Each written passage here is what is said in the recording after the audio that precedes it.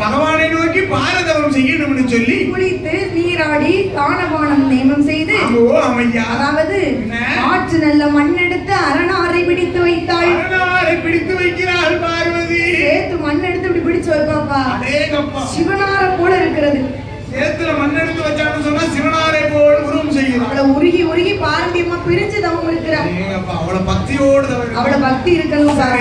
அப்படி சேற்று மண் எடுத்து சிவனாரை பிடித்து வைத்து முட்டளவு மண் எடுத்து 300 லிங்கம் வைத்து 300 லிங்கம் வைத்து தொடையளவு மண் எடுத்து 90 லிங்கம் வைத்து தொடையளவு மண் எடுத்து சொன்னா 90 லிங்கங்களை செய்து வைக்கிறார். சிவனாரை போலே செய்து வைத்து அம்பை ஆற்றங்கரையிலே வந்து ஆதிசக்தியாகப்பட்ட பார்வதா தேவியானவள் ஆண்டவன் சிவபெருமானை எண்ணி எப்படி தவம் இருக்கிறார் பாருங்க.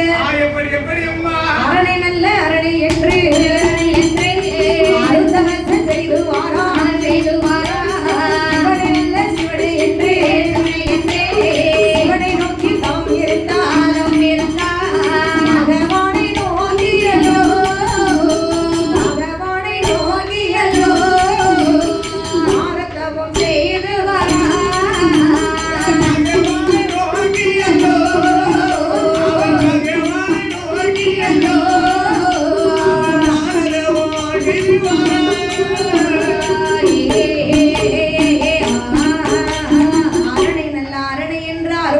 செய்து வரா சிவனை நோக்கி தவம் இருக்கிறார் பார்வதி.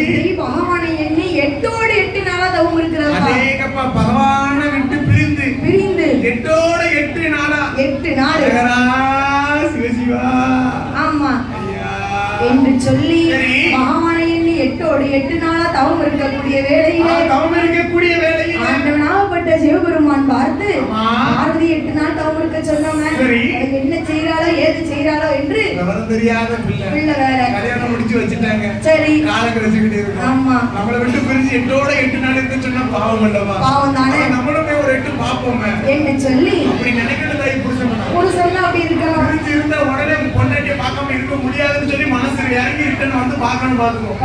அவதான் புருஷன். அவன் என்ன புருஷன் திவ்யா அம்மா அப்ப ஆண்டவனாகப்பட்ட சிவபெருமான் பார்வதியை தேடி பம்பை ஆற்றங்கரையிலே வந்தார். அம்மா பார்வதி சொன்ன சொல்படிக்கு என்ன பிரிச்சு 8 நாள் தவம் இருந்த உனக்கு என்ன வரம் வேணுமோ கேளு நான் தாரேன். என்ன கேட்டாலும் தாரேன் அப்படின்னு சொன்ன உடனே பார்வதி அம்மா பார்த்தா பகவான் என்ன தெரியுமா நினைக்கிறாரு? என்ன நினைக்கிறாரு?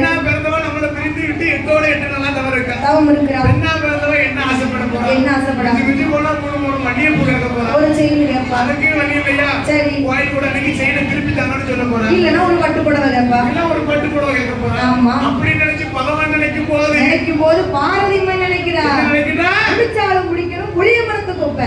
புளிய மரத்து கொப்பை பிடிக்கணும் தான். முருங்க மரத்தை பிடிச்சிடாத விழுந்துரும். புளிய மரம் நமக்கு ஏத்த மாதிரி வளைஞ்சு கொடுக்கும். பார்த்தால் அம்மை பார்வதி ஆண்டவனை பிரிஞ்சு 8 நாள் இருக்க சொன்னாருல்ல. இந்த உலகத்துல யாருக்கிட்டையும் இல்லாத வரத்தை கேட்கணும். என்ன யாருக்கிட்டையும் இல்லாத வரம்னு சொன்னா என்ன தலையில நடக்கிற வரமா? கிடையாது. இல்லப்பா அது என்ன வரம் தெரியுமா? என்ன வரமம்மா?